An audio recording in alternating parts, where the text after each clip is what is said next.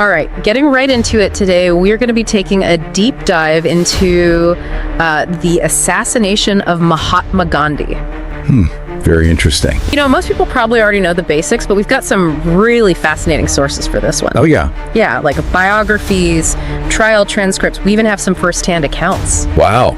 Yeah, should it give us some really good insight into just how complex this event really was and, paint a really vivid picture of India at the time.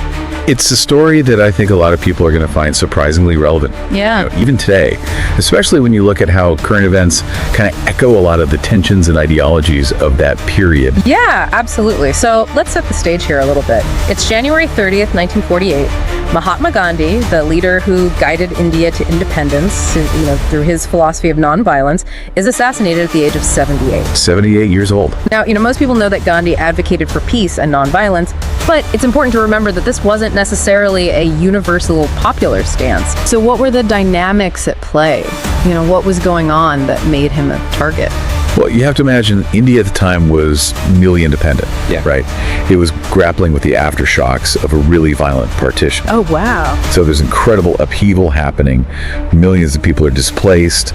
There's this huge tension running high between religious communities. Really volatile situation. Oh, yeah. And within this context, you have these right-wing Hindu nationalist groups like the RSS and the Hindu Mahasabha. Okay. And they felt that Gandhi's nonviolence was actually a weakness, especially when they saw all this aggression from Muslim groups during the partition.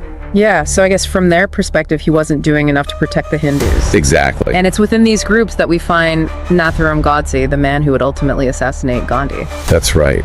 But I think it's really important to understand that Godse's actions weren't just some spur-of-the-moment thing, his resentment toward Gandhi had been building for years. This wasn't even his first attempt. Oh, really? Oh, yeah. In 1944, Godse rushed at Gandhi with a knife during a prayer meeting. Oh, wow. Yeah, he was stopped by the crowd, but Gandhi, true to his principles, refused to press charges. It seems like his refusal to press charges may have just emboldened Godse even more, because later that year in 1944, there was another incident. Yeah, that's right. Godse and a group of people tried to actually block Gandhi's passage from Sevagram to Mumbai. And was he armed at this time? Yeah, he was carrying a weapon openly threatening Gandhi. And once again, he was released due to Gandhi's insistence on nonviolence. So Gandhi just kept letting him go. It really makes you think about, did Gandhi's commitment to nonviolence, however noble it was, inadvertently contribute to the escalation of Godse's anger? Right, like did it backfire in a way? It's a really tough question to answer. Yeah. It really forces us to look at the complexities of pacifism in a world where obviously not everyone is playing by the same rules. Yeah. And remember, this is all happening against this incredibly volatile backdrop of the 1947 partition. Yeah, can you paint a picture for our listener of what that period was like, and how did the chaos of partition fuel Godse's rage? Imagine just seeing your homeland being ripped apart, your community facing violence and displacement on this massive scale. Yeah. I mean, that was the reality for many people during the partition. And Godse was a resident of the Deccan region, and he was deeply affected by the suffering of Hindu refugees that were fleeing Pakistan. So he was seeing all this firsthand. Yeah, he saw firsthand the brutality and the fear, and he really connected that to Gandhi. How so? Godse believed that Gandhi's insistence on nonviolence had left Hindus incredibly vulnerable, and that what they needed was a much more aggressive stance, Okay. He saw the creation of Pakistan as this huge betrayal by Gandhi and by the Indian government. Wow. So in his eyes, Gandhi's commitment to peace had actually come at the cost of Hindu safety and, national unity. Exactly. And so the partition was this tinderbox waiting to ignite. And then in January of 48, a specific event happens that really lights the fuse for Godse. Okay, what happened? Gandhi goes on this fast, a hunger strike really, and he demands that the Indian government release funds to Pakistan in the midst of the conflict over Kashmir. And this is a turning point for Godse. This is the final straw for Godse. He sees it as a complete betrayal of Hindus. And it was further proof in his mind that Gandhi was prioritizing Pakistan's needs over India's. It must have felt like Gandhi was actively working against his own people. Exactly. To Godse, it was just this display of weakness, a capitulation he couldn't stomach. And so Gandhi's commitment to peace, even in this conflict with Pakistan, became, in Godse's mind, a dangerous liability. So this time he wasn't going to just rush Gandhi with a knife. This time he was bringing a gun. And he wasn't acting alone this time, right? He had accomplices. Oh yeah, he'd gathered a group of people who shared his outrage. And you know what's really remarkable and disturbing is that they actually attempt to assassinate Gandhi 10 days before the successful attack. Wait, there was an earlier attempt. Yeah, on January 20th, 1948. Wow. It took place at Birla House in Delhi, where Gandhi was holding his daily prayer meetings. Oh, Godse and his accomplices were hiding in the crowd, waiting for their chance. so this was a much more calculated plan than just rushing him. Oh, absolutely. Their plan was to throw a grenade, create chaos, and then throw a second grenade at the isolated Gandhi. Oh, But it all kind of falls apart. The first grenade explodes. There's this huge stampede. But one of the conspirators, Digambar Badge, he panics and flees with the second grenade before it can even be thrown at Gandhi. so they almost They were got that him. close. But they managed to escape and had time to regroup and plan again. Which is a scary It really is. thought. It's chilling to think how close they came to succeeding on that day. But, before we dive into the events of that fateful day, I think it's essential to hear about it from the perspective of those who are closest to Gandhi. Yeah, for sure. And luckily we have some incredible firsthand accounts. We do. Yeah. We have the perspective of Manubin Gandhi, his great niece, who was actually walking with him when he was shot. And then there's the account of Herbert Reiner Jr., an American diplomat who witnessed the assassination and controversially claimed to have apprehended right. Godse. So let's start with Manubin. She was right there with Gandhi in those Yes, final and moments. her memoir really paints such a vivid, heartbreaking picture of that.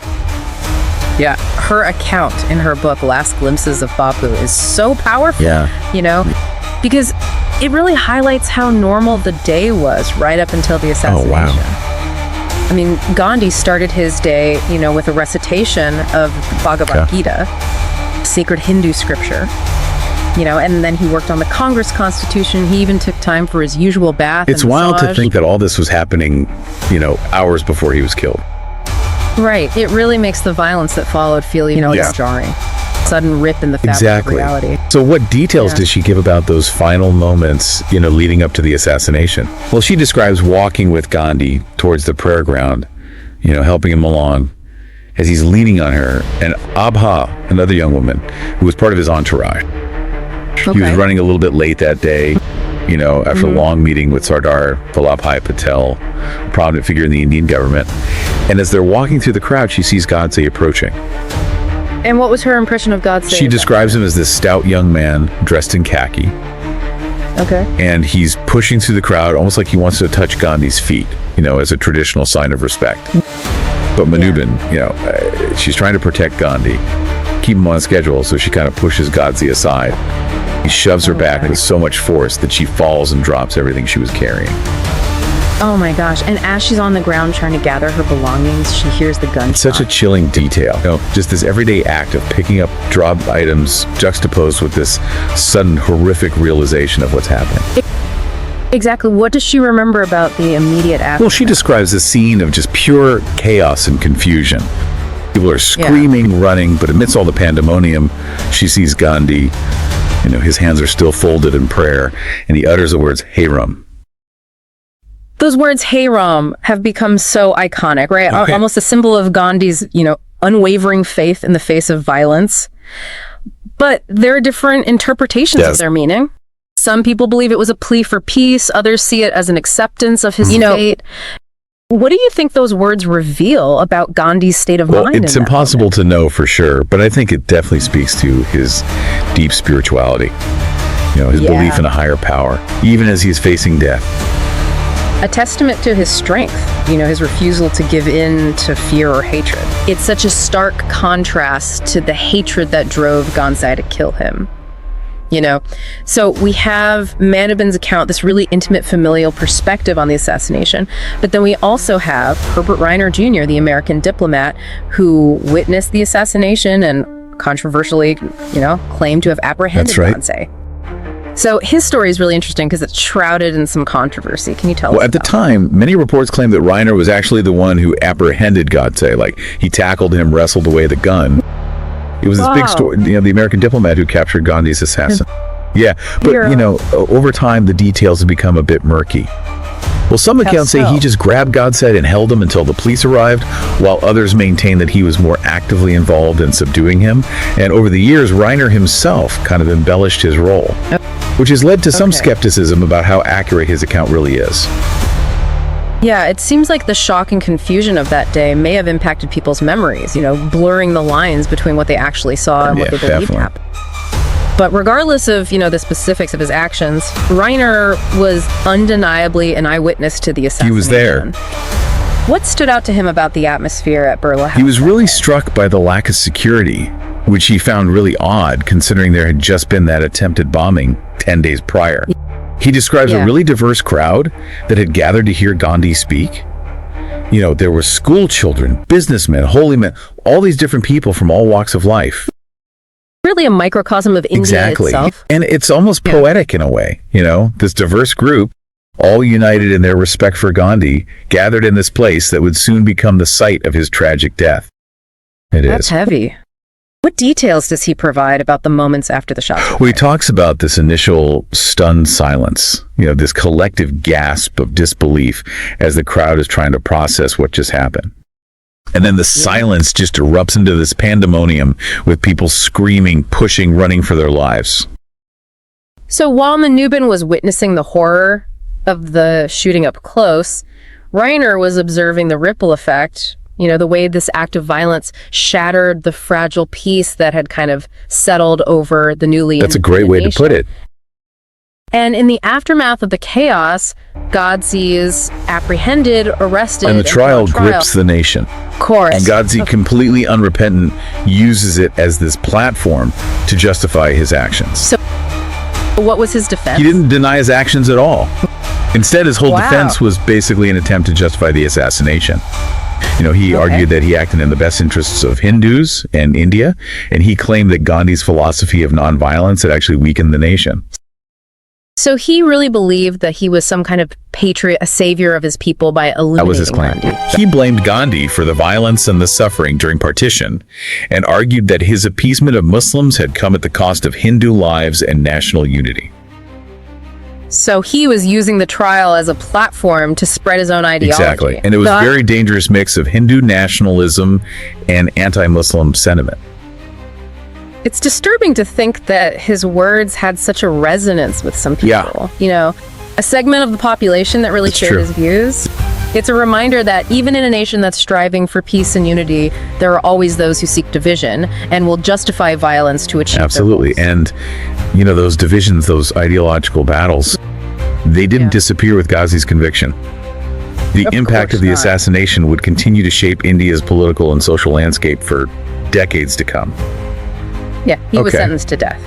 And he was hanged on November 15th, 1949, along with his co-conspirator, Narayan. Right, but like we were talking about, the story doesn't end there, right? The impact of Gandhi's assassination was huge. Definitely, it was felt all across India and really around the world. And one immediate consequence was the banning of the RSS.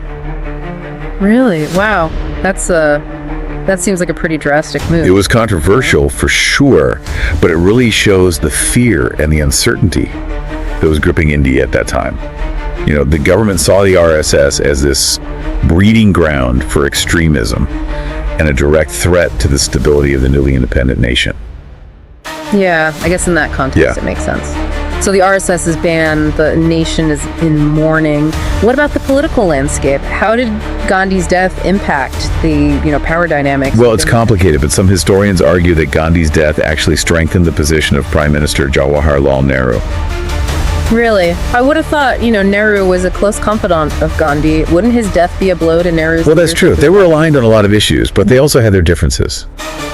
Nehru was a really strong advocate for a secular, democratic, and that wasn't a vision that everyone shared, especially not those Hindu nationalists like Godse. So in the wake of the assassination, there was this big groundswell of support for Nehru's vision.